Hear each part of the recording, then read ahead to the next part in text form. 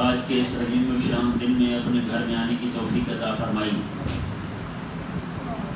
پیارے محترم بھائیوں، پچھلے 2 جمعات سے ہم نے ایک مضمون شروع کیا تھا، اللہ تبارک و تعالیٰ کی طرف سے ملنے والے احکامات پر راضی ہونا۔ یہ از حد ضروری ہے، اس پر آج کچھ مزید باتیں عرض کروں گا۔ اللہ تبارک و تعالیٰ کی بارگاہ میں دعا ہے، مولا تعالیٰ حق کہنے کی، سننے کی، سمجھنے کی، عمل کرنے کی، لوگوں تک پہنچانے کی توفیق عطا فرمائے۔ پیارے محترم بھائیوں، آج کا جو دور چل رہا ہے، جن دنوں سے میں اور آپ گزر رہے ہیں، یہ انتہائی فتنے کا دور ہے، انتہائی فتنے کا دور ہے۔ رب تبارک و تعالیٰ کے احکامات سے لوگ اس طرح تنفر کا اظہار کرتے ہیں، اس طرح بغض اور عداوت کا اظہار کرتے ہیں، گویا کہ کلمہ پڑھنے والا بندہ جس کا نام بھی مسلمانوں والا، ماں باپ بھی مسلمان، وہ خود بھی عاشق رسول ہونے کا دعویٰ بھی کرتا ہے، لیکن باوجود اس کے اسلام کے لیے، قرآن کے لیے، شریعت کے لیے، دین کے لیے اس کی زبان سے ایسے الفاظ نکلتے ہیں، توبہ نعوذ باللہ، بندہ یہ یقین نہیں کر سکتا کہ بندے کے، مسلمان بندے کے منہ سے یہ بات نکل رہی ہے، نعوذ باللہ من ذالک۔ یہ ایک بہت بڑی دلیل ہے بندے کے اسلام پر راضی نہ ہونے کی، رب تبارک و تعالیٰ کے احکامات پر راضی نہ ہونے کی ایک بہت بڑی دلیل ہے کہ بندہ دین اسلام کے احکامات پر، شریعت پر اعتراض کرتا رہے۔ ایک تو یعنی کہ خود شریعت پر عمل نہ کرے، شریعت کو نہ اپنائے، اوپر سے جو اپنا رہا ہے اس کو بھی ایسے ایسے جملے بولے، اسے آر دلائے، شرم دلائے اسے، یہ بھی وہ کام تھا کرنے والا جو تم نے شروع کر دیا، ایسی ایسی باتیں کر کے اسے بھی اسلام سے، قرآن سے، شریعت کے احکامات سے بدظن اور بدگمان کر دے۔ ایسے لوگوں کی بہت بڑی تعداد ہے، وہ خود تو دین سے دور ہیں ہی ہیں، لیکن وہ اپنی زبان سے، اپنی باتوں سے رسول اللہ علیہ السلام کے غلاموں کو دین سے دور کر دیتے ہیں۔ آپ دیکھیں کتنے سارا طبقہ ایک نوجوانوں کا یا بوڑھوں کا وہ منہ پہ داڑھی رکھنا نہیں چاہتا ہے لیکن نہیں رکھتا، کیوں؟ لوگ کیا کہیں گے؟ اس کا مطلب یہ ہے کہ ہم نے باتیں ہی اتنی کر دی ہیں، باتیں ہی اتنی پھیلا دی ہیں رسول اللہ علیہ السلام کی شریعت حق کے متعلق، جس کا حکم رب دے رہا ہے، اس کا حبیب دے رہا ہے، اس کے متعلق ایسی ایسی باتیں کر کے ہم نے لوگوں کو بدگمان کر دیا ہے شرعی احکامات سے۔ تو بتائیں یہ دور، میں اسی پر مجھے حدیث شریف آقا علیہ السلام کی یاد آئی۔ کریم آقا صلی اللہ تعالی علیہ وسلم ارشاد فرماتے ہیں، فرمایا کہ قیامت کے فتنے جب آئیں گے نا، قیامت کے فتنے، قیامت کے قریب کر کے جب فتنے آئیں گے تو میں اس وقت انسان جو ہے وہ اپنے باپ سے، اپنے بھائی سے، سب سے دور ہو جائے گا، اپنے باپ سے بھی دور ہو جائے گا، اپنے بھائی سے بھی دور ہو جائے گا۔ یعنی باپ اور بھائی رہتے تو ایک ہی گھر میں نا، باپ بھی اسی گھر میں، بھائی بھی اسی گھر میں، اور یہ خود بھی اسی گھر میں رہتا ہے۔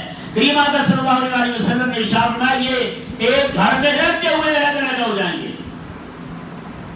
بیٹھے بھی ایک کمرے میں ہوں گے پھر بھی علیحدہ، نہ ایک کو دوسری کو سنائی دے رہی ہے، نہ اس کو ان دو کی سنائی دے رہی ہے۔ فرمایا کریم آقا علیہ السلام نے یہ سارے دوسرے سے علیحدہ ہو جائیں گے۔ وہ کیسے علیحدہ ہوئے ہیں؟ آج اس موبائل نے آ کے علیحدہ کر دیا ہے، اس موبائل نے آ کے علیحدہ کر دیا ہے سب کو، یعنی باپ بھی بیٹھا ہے، بھائی بھی بیٹھے ہیں، دو وہ تینوں ایک دوسرے کی نہیں سن رہے، تینوں ایک دوسرے کو نہیں دیکھ رہے۔ باقی یفارق اباہ و اخاہ، کریم آقا علیہ السلام نے اپنے ابے سے بھی علیحدہ ہو جائے گا، اپنے بھائی سے بھی علیحدہ ہو جائے گا، اور وہ مفسرین فرماتے ہیں، یہ شارحین فرماتے ہیں، میں کہ پھر اپنی اولاد سے بھی علیحدہ ہو جائے گا، اپنی بیوی سے بھی علیحدہ ہو جائے گا۔ گھر میں بیٹھے ہیں جناب، بچہ جناب باغ میں جا پڑتا ہے، ابا موبائل دیکھ رہا ہے، یعنی ہنڈیا ابل رہی ہے، دودھ بہ رہا ہے، چولہا بند ہو گیا، ماں جناب موبائل پہ لگی، اس سے نہ بچوں کی فکر ہے، نہ شوہر کی فکر ہے، نہ کسی اور چیز کی فکر ہے۔ بتائیں یار، رسول اللہ علیہ السلام کا یہ فرمان شریف، علماء فرماتے ہیں علامات النبوت، علامت من علامات النبوہ، فرماتے ہیں یہ کریم آقا صلی اللہ علیہ وسلم کی نبوت کے دلائل میں سے بہت بڑی دلیل ہے جو آج ہم آج پوری ہو چکی ہے. اس موبائل میں آ کے اس حدیث کریم حدیث پاک آقا علیہ السلام کے اس فرمان شریف کا صدق جو ہے وہ ظاہر اور باہر کر دیا ہے. ہر بندہ یقین کے ساتھ یہ کہہ سکتا ہے کہ واقعی جناب باپ جو ہے وہ بیٹے سے، بیٹا باپ سے، بھائی بھائی سے، شوہر بیوی سے، بیوی شوہر سے سارے بیگانہ ہو چکے ہیں. کسی کو کوئی پرواہ نہیں ہوتی، بیٹھے ایک ہی چھت کے نیچے ہیں، لیکن نہ اسے اس کا پتہ ہے، نہ اسے اس کا پتہ ہے، نہ کسی کو کسی کا پتہ ہے. یہ نہیں سمجھ آیا مسئلہ؟ یہ بہت ہی اہم بات جو کریم آقا صلی اللہ علیہ وسلم نے ارشاد فرمائی. اگلے الفاظ دیکھیں کریم آقا علیہ السلام نے ارشاد فرمایا اس وقت فتنہ جو ہے وہ لوگوں کے دلوں کو لے کے اڑے گا جیسے ہوا میں کچھ چیزیں اڑتی ہیں. لوگوں کا دل اس سے اڑ رہا ہوگا فتنے کے ساتھ. فتنے ایسے نہ لوگوں کے دلوں کو اڑائیں گے. کریم آقا صلی اللہ علیہ وسلم نے آگے جو ارشاد فرمایا، یہ الفاظ غور کرنے والے ہیں، ہر بندہ ذرا غور کے ساتھ سنیں. کریم آقا صلی اللہ علیہ وسلم نے ارشاد فرمایا اس وقت بندہ نماز نہیں پڑھے گا نا، نماز نہیں پڑھے گا، میں نماز پڑھنے والے کو بھی ایسے لوگ شرمندہ کریں گے جیسے زنا کرنے والی عورت کو شرمندہ کیا جاتا ہے. کوئی نماز پڑھ لے گا نا اسے اس وقت ایسا شرمندہ کریں گے جیسے زنا کرنے والی کو، بدکاری کرنے والی کو، کمینی عورت کو شرمندہ کیا جاتا ہے. اور تو نے زنا کر دیا ہے اور بڑی کمینی نکلی ہے تو، اور تو کس راہ پہ چل پڑی ہے. کریم آقا علیہ السلام نے ارشاد فرمایا جب اس وقت بندہ مومن نماز پڑھے گا تو لوگ اسے ایسے ذلیل کریں گے، تو نے نماز پڑھ لی ہے تو کیسا بندہ ہے تو. آپ صحیح سے بتائیں وہ حالات پیدا نہیں ہو رہے ہیں؟ یہ جملہ آپ اور میں سنتے نہیں ہیں کہ ملا کی دوڑ مسجد تک، ہاں جی، اور تو دوڑ کے رشوت لینے کے لیے، سود خوری کرنے کے لیے تو جناب IMF چلا گیا تو وہ کوئی یاد نہیں ہے. تو رشوت کھانے کے لیے جناب وہ کھڑا ہو گیا، نوکری لگ گیا پولیس کی تو کوئی یاد نہیں. تو حرام خوری کرنے کے لیے کیا سے کیا کرنے لگا، کوئی یاد نہیں. بندہ مومن رب کے گھر گیا تو نے کہاوت ہی بنا لی ملا کی دور مسجد تک. کیا مطلب ہے اس کا؟ جس دن یہ جملہ بنا دینا اسی دن سے نماز پڑھنے پر آگ دلانے کا کام شروع ہو گیا تھا. آج کیا کہیں کو نماز پڑھتا ہو یار مسیطر ہے ہمارا لڑکا، میرا شوہر مسیطر ہے، مطلب کیا ہے؟ مسجد میں پڑھ رہے ہیں، اسے کسی چیز کو فکر نہیں ہے، ہر روزانہ 5 بار نماز پڑھنے چلے جاتا ہے. بتائیں آج کتنے سارے ایسی فیکٹری ہیں، کتنے سارے ایسے ادارے ہیں جہاں پہ وہاں پہ کام کرنے والوں کو نماز تک نہیں پڑھنے دی جاتی ہیں. اور نعوذ باللہ من ذالک شعر بنا کے انہیں بزرگوں کی طرف منسوب کر دیے کہ حضرت سلطان باہو رحمہ اللہ کہتے ہیں کہ نماز تو وہ پڑھے جو نکما ہو. بتائیں سلطان باہو رحمہ اللہ یہ کہہ سکتے ہیں؟ اور کہتے ہیں روزہ تو رکھے جسے گھر میں گندم نہ ہو. تو بتائیں بھائی یہ آگ کیوں دلائی جا رہی ہے؟ اور ایسی ایسی تعبیریں کر رہے ہیں دلیل کے بچے. اس نے مجھے بندے نے بتایا، اس نے کہا کہ بندہ ہے وہ کہہ رہا تھا کہ یہ داڑھی جو ہے نا اب رکھنے کا حکم نہیں ہے، داڑھی رکھنے کا حکم نہیں رہا. جی کیوں؟ اس نے کہا پہلے جنگیں لڑتے تھے اس لیے داڑھی رکھتے تھے تاکہ گردن اس کی چھپی رہے، کہیں یہ نہ اس کی گردن پر جو ہے تلوار لگ جائے اور اسے گردن اڑا دی جائے. کہتے اس لیے گردن کو چھپانے کے لیے داڑھی رکھنے کا حکم تھا. اب تو وہ نہ جہاد ہے نہ وہ جنگیں ہیں، اب تو دور جو ہے وہ تیر تفنگ کا نہیں ہے، وہ تلوار اور شمشیر زنی کا دور نہیں رہا. اب تو بمبوں کا دور آ گیا ہے، گھوڑے کا دور آ گیا ہے، ٹینکوں کا دور آ گیا ہے، گولی کا دور آ گیا ہے. اب تو وہ بات ہی نہیں رہی، تو لہٰذا پھر داڑھی رکھنے کا فائدہ کیا ہے؟ بتائیں بھائی کتنے احمق اور پاگل ہوں گے ہیں جو یہ بات سن کے کہیں گے یار بات تو ٹھیک ہے، دل کو لگتی ہے. کیونکہ جن کے دل کے اندر گند بھرا ہو نا ان کو ایسی ہر وہ بات اچھی لگتی ہے جو رب تبارک و تعالیٰ کے دین سے دور کرنے والی ہو. کتنے حد حرام ہیں جو نماز پڑھنے کے لیے کھڑے نہیں ہو سکتے، ان کو غامدی کا یہ فتویٰ بڑا اچھا لگتا ہے. غامدی کا تراویح کوئی شے نہیں ہے، تراویح ہے نہیں اسلام میں. بتائیں وہ کہتے ہیں یار غامدی صاحب تو بڑے پڑھے لکھے بندے ہیں، انہوں نے یہ بات کر دی ہے. کیونکہ جو بات من کو اچھی لگے نا جی وہ کہیں گے یہ بہت بڑی بات کی ہے اس نے، یہ بہت بڑی بات ہے. یعنی کہ آج کا دور شہوت پرستی کا دور ہے، خواہشات پرستی کا دور ہے. کریم آقا صلی اللہ علیہ وسلم نے ارشاد فرمایا اس وقت جو ہے فرمایا کہ اس بات پر آگ دلائی جائے گی، نماز پڑھنے پر بھی آگ دلائی جائے گی، ایسے جیسے زنا کرنے والی عورت کو اس کے زنا کی وجہ سے آگ دلائی جاتی ہے. مطلب کیا ہے؟ وہ دور اسلام کے غلبے کا تھا، اس وقت آگ دلائی جاتی تھی گندے کام کرنے پر، زنا کرنے پر آگ دلائی جاتی تھی. تو یہ شرم نہیں زنا کر لیا تو نے. میرے کریم آقا علیہ السلام نے فرمایا جس وقت اسلام کا غلبہ نہیں رہے گا، اسلام کی حکومت نہیں رہے گی، کافروں کی حکومت ہوگی، تو کریم آقا علیہ السلام نے اس وقت کیا ہوگا، میں اس وقت وہ نیکی بھی کرے گا تو میں اس کی نیکی پر بھی آڑ دلائی جائے گی۔ حضرت سیدنا کعب رضی اللہ تعالیٰ عنہ کریم آقا صلی اللہ علیہ وسلم کے صحابی ہیں، آپ فرماتے ہیں رب تبارک و تعالیٰ کے احکامات سے تنفر اور بغض اس حد تک چلا جائے گا، اس حد تک چلا جائے گا۔ کریم آقا علیہ السلام کے غلام حضرت کعب رضی اللہ تعالیٰ عنہ ارشاد فرماتے ہیں میں اس دور میں بندہ مومن جو ہے وہ اپنے ایمان کو چھپائے گا، کہیں یہ نہیں بیان کرے گا کہ میں مومن ہوں۔ کیوں؟ میں کہ لوگ اسے ہاتھ دلائیں گے، بڑا کمینہ بندہ یہ بھی کرنا پڑتا ہے، بڑا کمینہ یہ بھی مسلمان ہے۔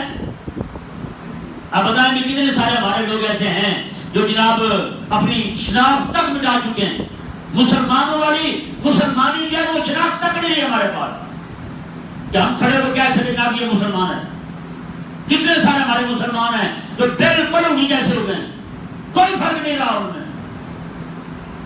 تو ہمارے بزرگوں نے بہت عرصہ پہلے ایک جملہ کہا تھا، مقولہ ہے فارسی زبان میں، کہتے ہیں کہ مسلمانہ در گور و مسلمانی در کتاب، کہتے ہیں مسلمانی دیکھنی ہو نا مسلمانی تو وہ کتابوں میں ہے اور مسلمان جو ہیں وہ قبروں میں پڑے ہیں۔ اس نے کہا ہم کون ہیں؟ اس نے کہا ہمارا کوئی پتہ نہیں ہم کون۔ حضرت سیدنا امام حسن بصری رضی اللہ تعالیٰ عنہ آپ سے کسی نے کہا تھا، انہوں نے کہا جی بتائیں آقا علیہ السلام کے صحابہ اس وقت آ جائیں ہمارے پاس تو ہمارے بارے میں کیا کہیں گے اور ہم انہیں کیسے محسوس کریں گے؟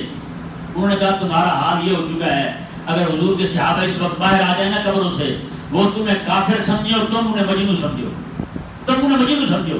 امام حسن بصری اپنے دور کی بات کر رہے ہیں، تو آج ہم کس دور سے گزر رہے ہیں جس دور میں نیکی پر عمل کرنا گناہ سمجھا جائے، نیکی پر عمل کرنے والے کو آڑ دلائی جائے، اسے شرمندہ کیا جائے، اسے ذلیل کیا جائے۔ بتائیں گے آج کتنے سارے ہمارے لوگ ہیں۔ ایک بندے نے مجھے خود بتایا، اس نے کہا میں ایک جگہ بیٹھا ہوا تھا، وہ کاروباری بندہ تھا، وہ کہتے ایک جگہ میں گیا تو وہاں سارے شراب پینے لگے، کہتا میں نے اس ڈر سے شراب پینے کہیں یہ نہ کہیں بڑا تنگ نظر مذہب ہے تمہارا، تمہارا مذہب تمہیں شراب سے منع کرتا ہے، کہتے اس لیے میں نے پی لی وہاں۔ تو بتائیں یار بات کہاں تک جا پہنچی ہے؟ یہ حالات ہم میں سے کسی کو نظر نہیں آ رہے؟ یہ حالات دیکھ کر بھی ایسی کریم آقا علیہ السلام کی واضح احادیث مبارکہ ان کا ظہور ہو چکا ہے۔ اب کوئی بڑی نشانی، جتنی نشانیاں بتائی آقا علیہ السلام نے 6 علامتیں باقی رہ گئی، باقی جتنی آقا علیہ السلام نے بیان فرمائی ساری کی ساری پوری ہو چکی۔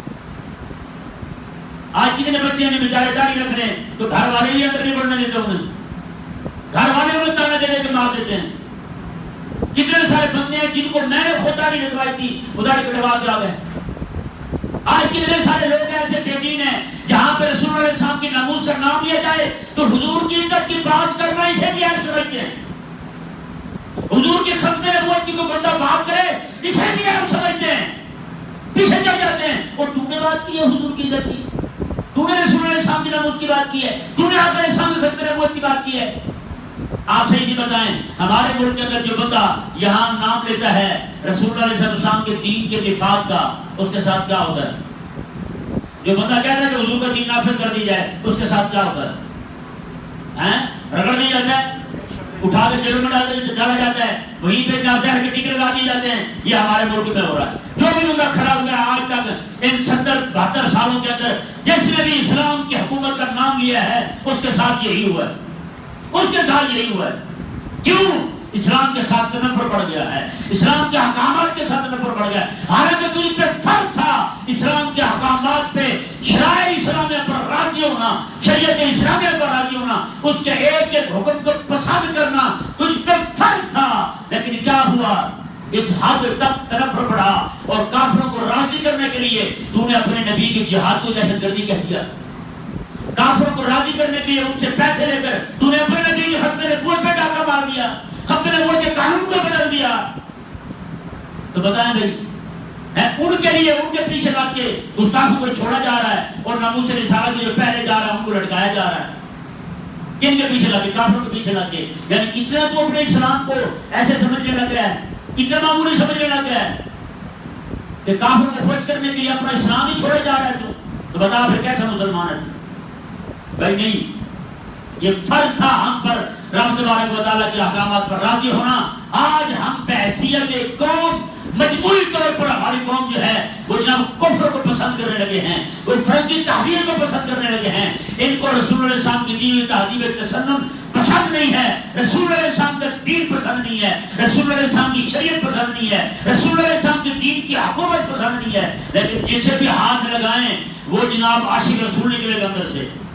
جسے بھی دیکھیں مدینے مرنا چاہتا ہے وہ, بینک اکاؤنٹ باہر میں نظام حکومت انگریز والا, اسلام تو کوئی حکم پسند نہیں ہے اور مرنا چاہتے ہیں مدینے میں. طبیعت کی سادگی دیکھیں. بندہ دل میں ایمان رکھے نا, ہمارے علماء فرماتے ہیں وہ جہاں کہیں بھی مرے رب تبارک و تعالیٰ فرشتوں کے ذریعے اسے مدینے منتقل کروا دیتا ہے, مدینے چلا جاتا ہے.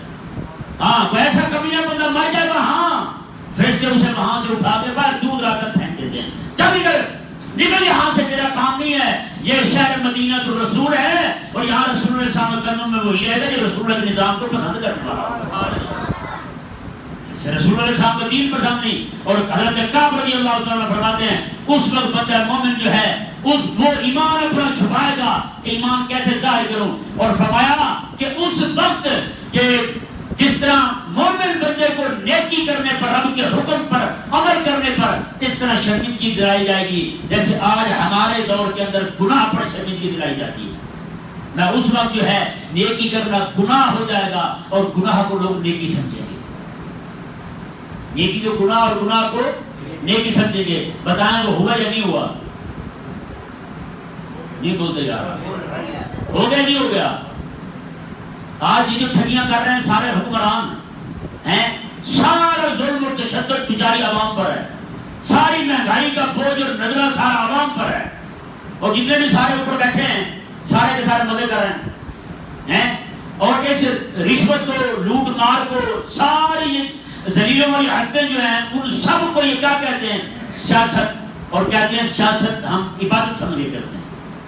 بتائیں جہاں پہ لوٹ مار اور ٹھگی, ظلم, رشوت, کرپشن, کرپٹ لوگ جو ہیں اپنے اس عمل کو بھی رب کی عبادت سمجھیں تو بتائیں وہاں رب کی عبادت کو گناہ نہیں سمجھا جائے گا؟ صحیح سے بتائیں. آج آپ کے ملک کے اندر کفر کا قانون برٹش لا نافذ ہے, لیکن یہاں پہ جو بھی بندہ کھڑا ہو کے یہ کہے رب کا دین نافذ کریں اسے فسادی کہتے ہیں نہیں کہتے؟ تو بتائیں پھر گناہ کو نیکی اور نیکی گناہ نہیں سمجھ رہے. گناہ وہ کر رہے ہیں, گناہ کو وہ نیکی کہہ رہے ہیں. اور کوئی بندہ کھڑے ہو کہے کہ رب کا قانون نافذ کر دو, رب کا دین قرآن نافذ کر دو, تو اسے کہتے ہیں یہ دہشت گرد ہے, یہ فساد پھیلا رہا ہے. اور فسادی بھی اسے قرآن کی آیت پڑھ کے کہیں گے. رب نے قرآن میں فرمایا کہ یہ فساد کر رہے ہیں اور ہم کہہ رہے ہیں نہ فساد میں جاؤ, تو یہ کہتے ہیں ہم تو اصلاح کر رہے ہیں.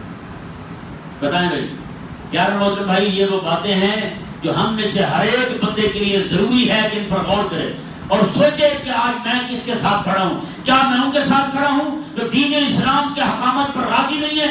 کیا میں ان کے ساتھ کھڑا ہوں جن کے دل میں اسلام کے بارے میں نفرت موجود ہے؟ کیا میں ان کے ساتھ کھڑا ہوں جو رب تبارک و تعالیٰ کے حکامات اور شریعت کے ساتھ بغض رکھتے ہیں؟ یا پھر میں رسول اللہ علیہ السلام کے دین کے ساتھ کھڑا ہوں؟ میں کس کے ساتھ کھڑا ہوں؟ بتائیں. یہ ہر بندے پر لازم ہے کہ وہ رات کو سونے سے پہلے کم از کم روزانہ مراقبہ کرے اور غور کرے کہ پورے دن میں نے کوئی ایسا عمل نہیں کیا جو شیطان کو خوش کرنے والا, رحمان کو ناراض کرنے والا ہے. کوئی ایسا عمل تو میں نے نہیں کیا جس عمل سے کافر کو نفع ہو اور میرے نبی علیہ السلام کے دین کا نقصان ہو. سمجھ نہیں آ رہی باتیں؟ اللہ تبارک و تعالی ہمیں سمجھنے کی توفیق عطا فرمائے. تو یہ انتہائی اہم مسئلہ ہے, ہر بندے پر واجب ہے اور فرض ہے کہ رب تبارک و تعالیٰ کے احکامات کو سب سے پہلے سمجھے, سب سے پہلے سمجھے. کیوں؟ بندے کو جس کے ساتھ محبت ہوتی نا, بندہ سب سے پہلے اسی کو رکھتا ہے. یہ نہیں گھر میں بندہ کوئی چیز لے کر جائے گا, اس کا چھوٹا بیٹا ہو, اس کے بیٹے کے ساتھ محبت ہوتی ہے, اپنی بیوی کو بھی بعد میں دے گا, اپنے باقی بچوں کو بعد میں دے گا, وہ چھوٹے بیٹے کو پہلے دے گا کیونکہ اسے اس کے ساتھ محبت ہے. یہ نہیں سمجھ آیا؟